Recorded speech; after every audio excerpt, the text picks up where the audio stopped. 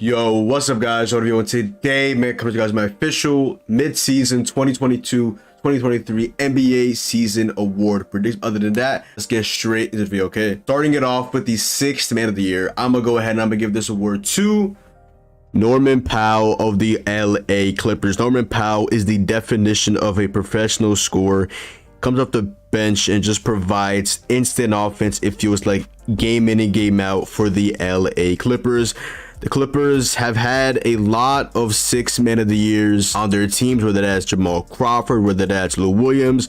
The Clippers just know how to get six man, and it really just as absolutely say at this point. Okay, so Norman Powell across 50 games has averaged 17 points, 3.1 rebounds, and 1.8 assists per game, while shooting 48% from the field and 41% from three, and also shooting 80% from the free throw line as well.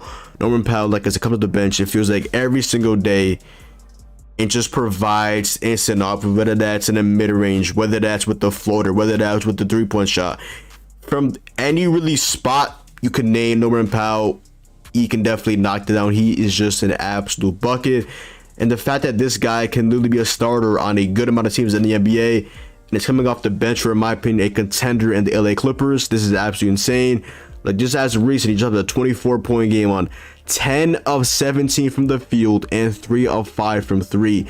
Not only is he just putting up shots, but he's also being efficient as well, getting it done in the mid-range, the three-point shot, and also underrated part about his game, like I said earlier, it's just soft touch in terms of floater, in terms of a layup as well. Just an all-around really good scorer, which is why I believe he is the mid-season sixth man of the year, in my opinion.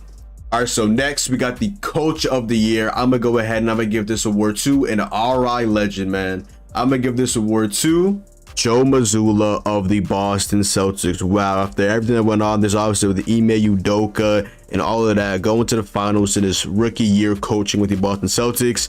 After all those years behind Coach Pop in San Antonio, Joe Mazzulla comes out and he really just has been having an incredible season. Just coached the NBA All-Star game for team, I believe, Giannis. Like, yeah, this man is absolutely insane. Boston Celtics as a whole, in my opinion, I feel like they are the best team in basketball. With a record of 42-17, finished off winners of 7 of their last 10 games. And just comparing that to last year, as we know, they really didn't have that good of a first half last season. They absolutely turned off in the second half of the season. This time last year, they had a record of 34-25 going into the All-Star break. And like I said, they are now currently 42-17 and have a half game lead over the Milwaukee Bucks in the Eastern Conference for the best record in basketball. This, in my opinion, is a no-brainer. Joe Mazzulla is just really just turned around this franchise. Not really turned around this franchise, but really kept this franchise on the right pace, because going from the finals to fire your head coach in the same offseason, that is his absolute insane. Joe Mazzulla, shout out to him. Just look like a really nice guy between a player coach and a guy that really just gets his work done and all that. Shout out to Joe Mazzulla and shout out to the Boston Celtics. And next we have the rookie of the year, which can get a little interesting. I've been trying to go back and forth between these 2 or 3 in particular, but I think I have my decision.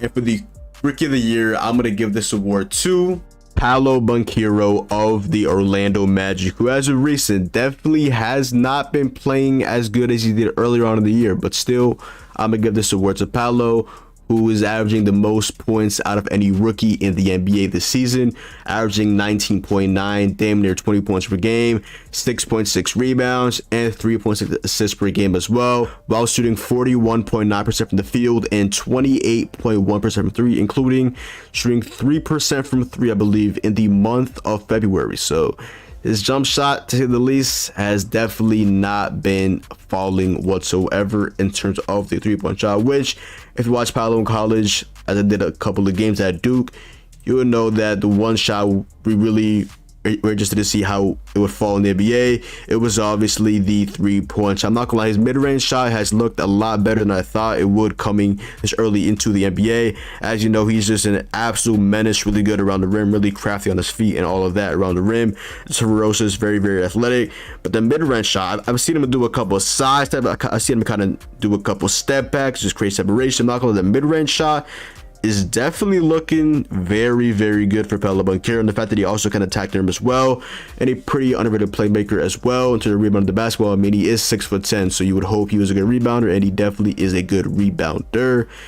In terms of his efficiency, I'm not gonna lie, as of recent, he definitely has not been efficient at all. I don't know if maybe it's like a rookie wall, maybe just a little bit of a slump, but the last couple of games for Paolo Banchero in particular, 5 for 18 against Philly, 3 for 16 against Minnesota, 6 for 20 against Charlotte, 6 for 15 against the Knicks, 6 for 16 against Miami in a loss in OT. Like, the fact that that has all happened and he's still averaging almost 20 points a game, that lets you know that he just started off the season extremely hot, mid-season as well. Just the month of February just did not do him well at all, shooting 34.4% from the field and 3.7% from the three-point line in February. But still, he's my rookie of the year, as he also is tied with Benedict Mathurin, in my opinion, with the second in running for rookie of the year, with the most points in the NBA for rookie with 1,033. But Benedict Mathurin did end up playing 8 more games than Paolo Banchero, as he played 60 to Paolo Banchero's 52, which is why I give the edge to Paolo Banchero for my rookie of the year so far in the mid-season. All right, so now moving on to the most improved player. This might be a little controversial, but I'm gonna stand on this. If you guys have watched my videos recently, you guys know what my pick is gonna be. And my pick for the most improved player through the midseason in the NBA is Lauri Markkanen of the Utah Jazz. I know. Some of y'all probably have SGA winning this, but I'm gonna stick true to what the definition of most improved is. Lauri Markkanen this season is averaging 24.9 points per game, almost 25 points per game, and also shooting 51.3% from the field, 41.3% from the three-point line, and 87.7% from the free throw line as well.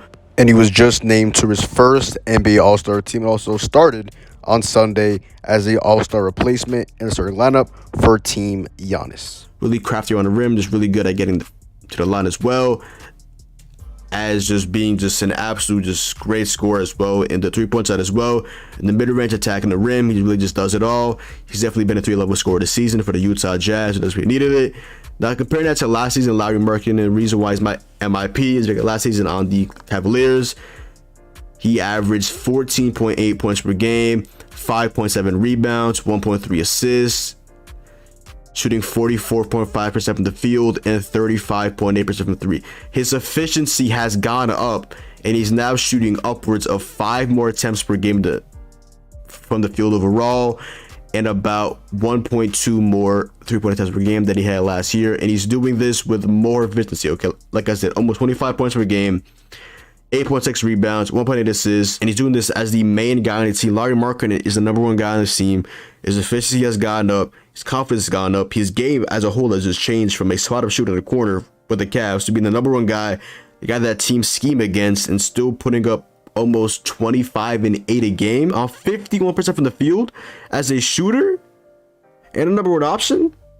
Lauri Markkanen is definitely my pick for most improved player throughout the midseason. Now on to the defensive player of the year, which is, in my opinion, one of the hardest decisions to make. My opinion really is a 2 to 3, maybe a 4-man race, but I'm gonna go ahead and I'm gonna give the defensive player of the year to Jaren Jackson Jr., aka Triple J, aka Black Panther of the Memphis Grizzlies. My God, what a defensive year Triple J has had. In only 40 games, he has the 3rd most blocks in the NBA this season. Like I said, in only 40 games, he has 131 blocks.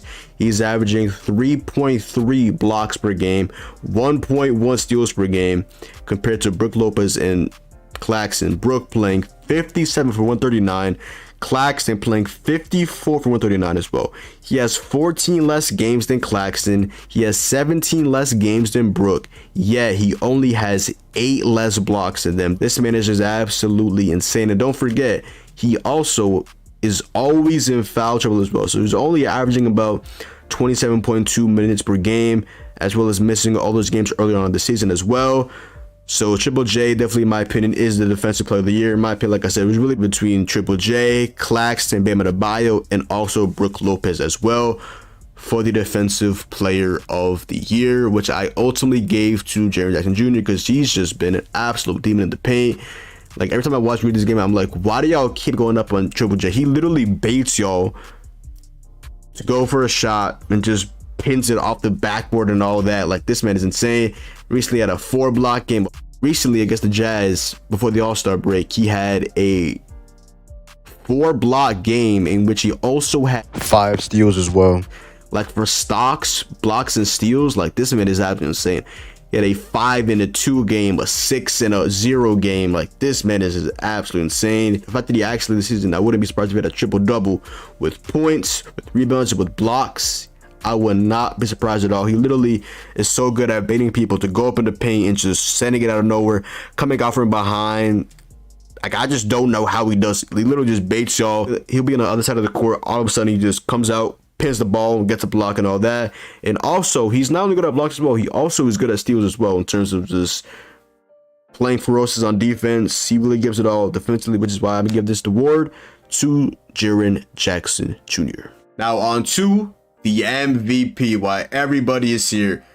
This, in my opinion, is a right around a 2 to 3 man race, but I'm gonna ultimately give this award to Nikola Jokic of the Denver Nuggets. Another year of Nikola Jokic's absolute brilliance, absolute dominance, averaging 24.7 points per game, almost 25 points per game, 11.5 rebounds, was the 6th most in the NBA, and 10.1 assists, which is good enough for 3rd best in the NBA. Nikola Jokic is averaging a triple-double at the height of 6'11". The Joker's also comfortably the league leader in triple-doubles, as he has 21 triple-doubles in 51 games. And second on that list is Luka Doncic with 10 triple-doubles in 50 games. Long story short, he leads triple-doubles by an absolute landslide. And don't forget, his team is also, in my opinion, right now, the 2nd best team in basketball behind the Boston Celtics. They have a record right now of 41-18, and they have a 5-game lead over the 2nd seed Denver Nuggets in the Western Conference. And also, their winners of 7 of the last 10 games and are currently on a 3-game winning streak. So this Denver Nuggets team is absolutely gelling. And the fact that you added a guy like Jamal Murray back to this team, obviously the points would take a step back, but the assists have gone up. Last year, he averaged 27.1 points per game, 7.9 assists, 13.8 rebounds. And this season, 24.7 points, 10.1 assists, 11.5 boards, shooting 63% from the field, 39% from the 3, 82.2% from the free throw line as well.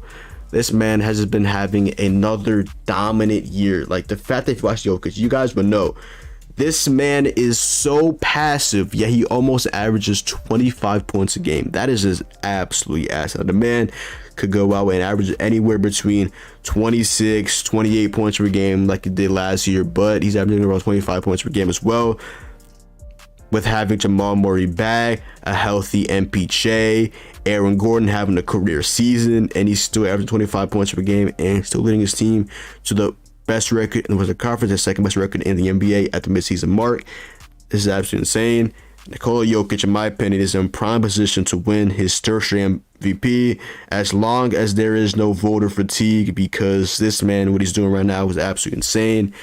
And the efficiency, the fact that he's having a triple-double, and the fact that Jokic, in an interview recently, I remember hearing him say his favorite shot in the NBA is not a shot. His favorite shot in the NBA of his is an assist, because not only does it make him happy, it also makes his counterpart who isn't making the shot happy as well. So this is a very passive guy, averaging 25, 11, and 10.